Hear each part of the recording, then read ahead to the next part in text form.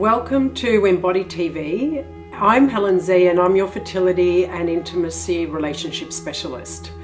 I have created this 4-part series on fertility and intimacy health to work through the 4 stages of the menstrual phase as well as intimacy tips. Now, whether you are new to the journey or you've been on the journey of trying to get pregnant for quite a while now, deep down, it is women like yourself who I know want to bring the fun back into the everyday life, not to lose their connection to themselves and enjoy the journey to parenthood. Would you agree? So I'm making it nice and easy over the next 4 weeks. And what we're going to do is we're going to discuss the 4 phases. So ovulation, follicular, the luteal phase and the actual menstrual phase. And in that, we're going to talk about your hormone profile, the best foods to eat to support you during that time, some self-care, and how to be in your intimacy. If you're journeying on your own to the path of fertility, I will have something in there for you. If you do have a partner, there will be practices in there for you as well. My passion is to actually bring people into families and loving families where the intimacy is high, the relationship is at a juicy connected level, because we all go through phases, and this phase I don't want to see people struggle unnecessarily or for too long. Okay, ready to have a little bit of fun in this?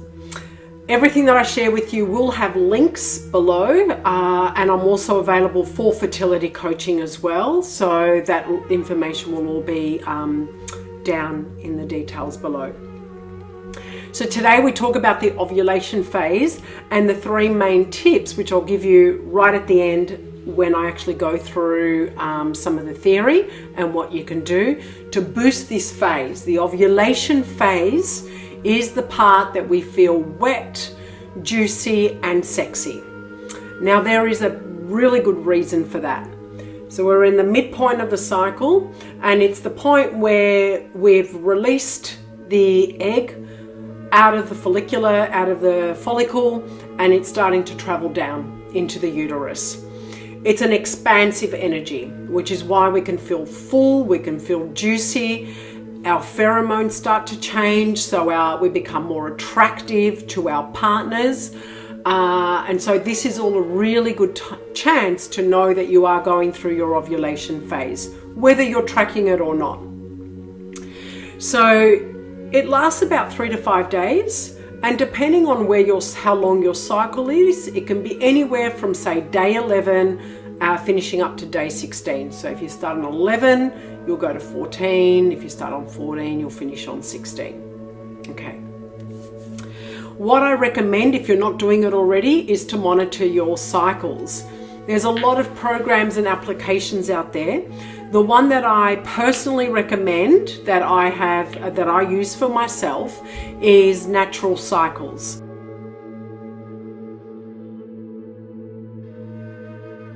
What I love about this app is that it tracks your luteinizing hormone, so asks you to test that, gives you your non-fertile days, your fertile days, and goes into the algorithm which actually brings you really into what your body is doing. I highly recommend it.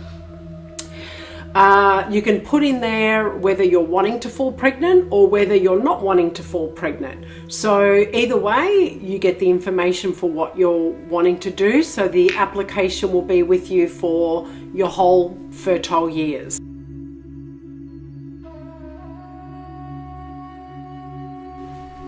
So what we've got is telling that it is a bleeding phase or the ovulation phase.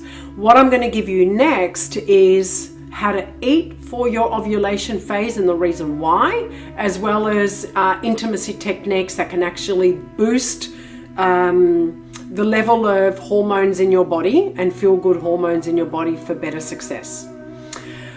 Okay, with your hormone profile, when we're ovulating, we have a high raise of estrogen, and this happens in the first part of our phase because we're trying to build the uterine lining so we can then have conception and an implantation. The luteinizing hormone is also very high, and that actually bursts the egg, a mature egg, out of the follicle and allows it to travel down the fallopian tubes, which can take a few days. Another thing that happens is that the cervical fluid is like raw egg white, and it feels quite stretchy. So if you put it in your fingers and do that, you'll actually can pick it up and it stretches out mucus-like and back down again. And you should be clear and have a sweet scent to it, but not a smelly, offensive scent to it. And the other thing is that we have a high boost of testosterone in our body, and that increases our sex drive. Now, I know how difficult it can be that when we're on the fertility journey and there's delayed fertility for quite a while, we just want our sex to be quick in and out. It's laborious and it could feel quite hard and quite unappealing. And I get that, and I fully understand what can happen over time. What I'm going to suggest is that if you are at that phase, suggest that you try and start to turn things around, follow what I'm about to show you and teach you, and see whether that can make a difference. Because it has for many, many people that I've worked with, that when we change the dynamic of the intimacy in the relationship and we get back that honeymoon glow period, you know, that sexier life period where you couldn't keep your hands off each other, or even when you didn't see each other, there was just this sense of being connected to one another. That's the juice, that's the spark that these beautiful, soulful babies need and want to come and travel down and have a good time through your bodies and through your lives. Okay, so to help your hormonal profile through your food, we want foods that are high in omega-3s and fatty acids, because that helps your hormone profile, and it also keeps the uterine level lining quite high. Good doses of food with vitamin E is important as well. Hydrating foods, so think plump, rich, summer type foods. So think what's been kissed by the sun. Berries, strawberries, mandarins, watermelon, almonds are great as well, as is chocolate and acai.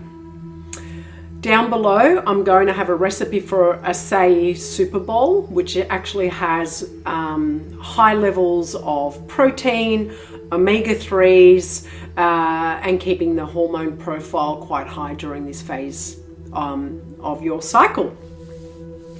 Sounds yummy? I love it. Okay. Thirdly, let's get up close and personal. Well, let's talk about your sex life and let's talk about your intimacy. I mentioned that ovulation is a time of feeling wet, juicy, and open. So anything that involves movement and flow, dance for yourself, just find that rhythm during this time and keep the fluidity in your body high. So move in your hips in figure eights, maybe while you're preparing dinner or just got some time in the bathroom or even in the shower. Getting into some breast play is also really, really important because our breasts are part of our reproductive system. So they're on the outside of our body, and what happens with the uterus and the ovaries is on the inside. It's what we can't see. So how we take care of our health, of our neck and our throat and our breasts also helps with taking care of our ovaries and the uterus and through our vagina as well. So juiciness, really, really important. Playing orally. So during your foreplay, extend it out, make it juicy. Feel that juiciness and try and extend the period out to maybe 30-40 minutes. Trust me on this one, that even if you're not having penetrative sex for that whole time, that you get yourself juiced up even when you're preparing for bed or preparing for your session mid-afternoon. So it might be you make cups of tea, you make a nice snack, you feed each other. That's all part of the foreplay. It's all part of the intention. So intention setting is key here. When the two of you, or if you're going to go in for assisted therapies on your own, have the intention set that this is the ovulation or the implantation phase. So come into a level of meditation or prayer, whatever is going to resonate with you, and put it out there into the universe to get your blessings met. If you do have a partner, I recommend eye gazing with each other for anywhere between 5 and 10 minutes.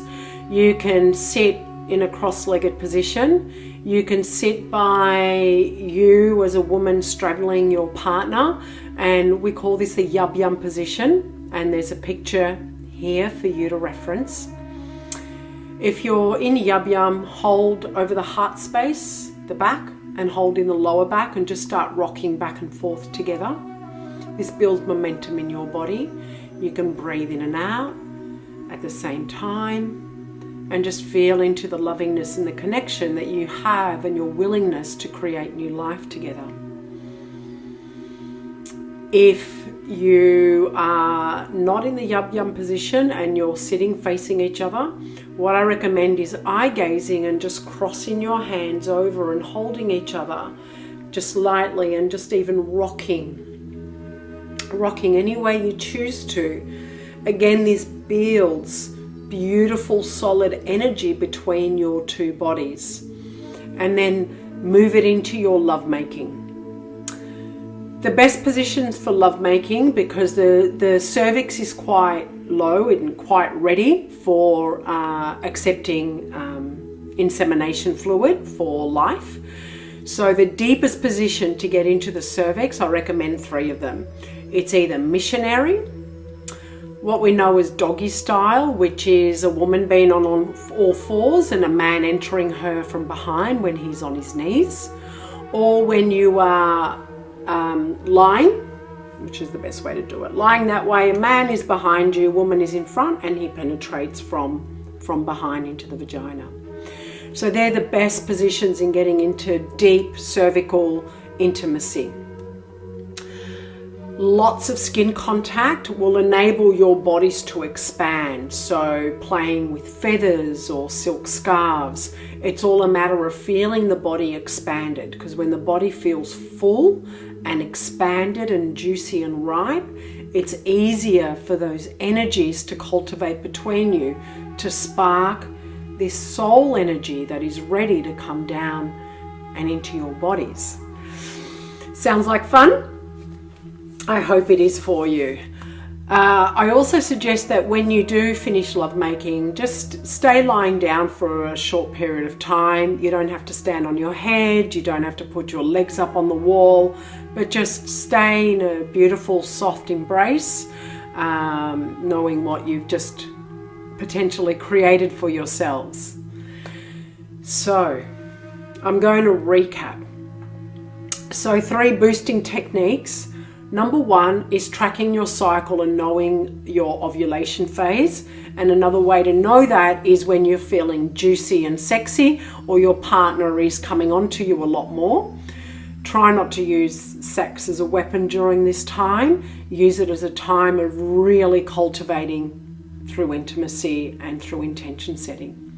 2, using food therapy to actually help boost your body and your hormonal level up. So foods that are hydrating and juicy and full of omega-3 fatty acids.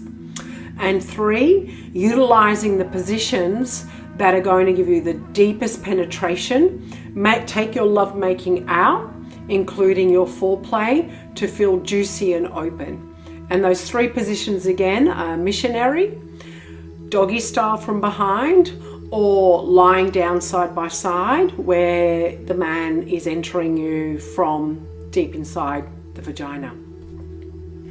So I hope you've enjoyed this episode. I look forward to sharing with you next week when we'll work with the second phase, which is the luteal phase. Thank you so very much. Full details of what I shared with you and links are all in the details below. Have a beautiful day and have fun trying.